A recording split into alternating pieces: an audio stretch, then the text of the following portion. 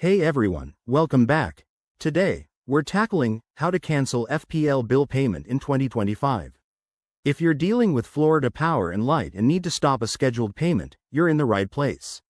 This process is straightforward, but I'll walk you through it step by step to make sure you don't miss a beat. Whether it's because of a billing error, a change in your financial situation, or just a simple adjustment, let's dive in. First off, why cancel? It could be to avoid double payments, switch to a different method, or handle an unexpected change.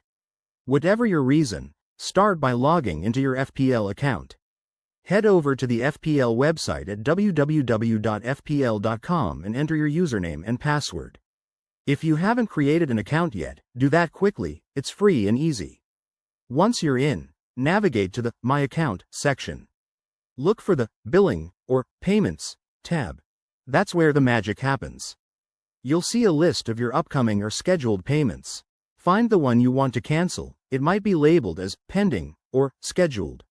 Next, select that payment and look for a Cancel or Edit button. Click it, and you'll be prompted to confirm. Double-check the details to avoid any mistakes, then confirm the cancellation. FPL might send you an email confirmation, so keep an eye on your inbox. If you're having trouble online, don't worry, alternatives are available. You can use the FPL mobile app, which has a user-friendly interface for managing payments. Or, call FPL customer service at their 24/7 line. The number is usually on their website. Remember, for 2025, FPL has streamlined this process, but always verify on their official site for any updates. After canceling, check your account balance to ensure everything's in order and monitor for any refunds if applicable.